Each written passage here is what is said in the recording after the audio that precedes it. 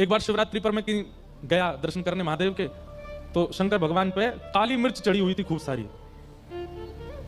मैंने कहा ये क्या है? बोले कि वो कुछ चढ़ा के ऐसे ऐसे होता है ये करने। मैंने जो वो आज शंकर जी बेचारे पजर गए होंगे।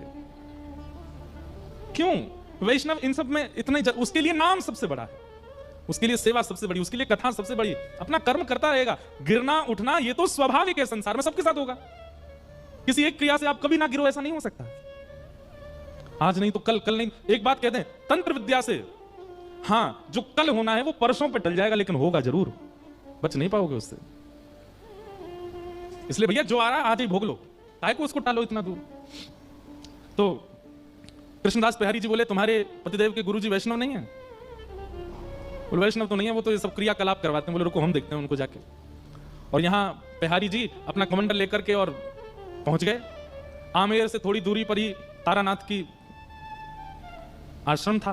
वो आश्रम के द्वार के बिल्कुल बाहर जाकर के कृष्णदास बिहारी जी बैठ गए, अपना चिमटा गाड़ दिया, धूना लगा करके वो बैठ के वहीं अपना भजन करने लगे।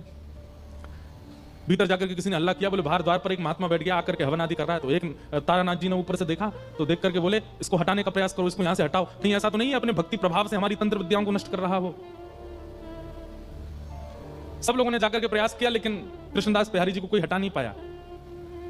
तो तारानाथ ने सोचा इनको तो मैं हटाऊंगा। तो उसने क्या किया, अपनी तंत्र विद्या से शेर का रूप धारण किया। और शेर का रूप धारण, उसको लगा ये डर के मारे भाग जाएंगे। शेर बन करके जैसे ही आया कृष्णदास बिहारी जी के पास, धारने लगा सामने खड़ा होकर के। कृष्णदास बिहारी जी बोले हो तो तुम गधे और बन के शेर आए हो। कमंडल से जल हाथ में लिया और भजन के प्रताप से उस पर डाल दिया। बोले जो तुम्हारा स्वभाव है तुम वैसे बन जाओ। और वो शेर से गधा ही बन गए। और गधा बनकर के महाराज भागे भागे भागे दूर जाकर के कहीं गधा के झुंडन में खड़े हो गए। पृथ्वीराज राजा का नित्य का नियम था कि वो रोज अपने गुरुजी को प्रणाम करने जाते थे। आज जैसे ही गाजे बाजे दल बल के साथ में गुरुदेव को प्रणाम करने के लिए आए, तभी पृथ्वीराज राजा ने देखा कि गुरुदेव के आश्रम के द्वार पर कोई महात्मा बैठा है।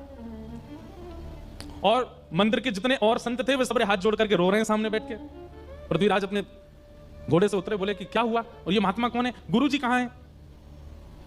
बोले हमारे गुरुजी शेर बन के आए थे इनको डराने के लिए, पर इन्होंने कुछ कर दिया, गुरुजी मिल नहीं रहे, पता नहीं कहां चले गए। पृथ्वीराज रोने लगा। गुरु के प्रति बड़ी निष्ठा थी उनकी। बोले भगवान मेरे गुरुदेव कहां हैं? बंधु एक बात और कहें, गुरु की परख भी कथा से होती है। हम दीक्षा नहीं देते अभी, और बहुत सारे बच्चे चाहते हैं कि दें। हम कहते पहले कथा सुनो, और कथा सुनते सुनते सुनते सुनते एक दिन ऐसा होगा, या तो स्वप्न में, या तो अनुभव में, या तो दृष्टि में। अभी क्या होता है कि कथा से आपके ऊपर प्रभाव ऐसा पड़ता है, आपको लगता है यही गुरुजी बढ़िया है, इन्हीं कोई गुरु बनाओ जो कथा सुना रहे हैं। नहीं,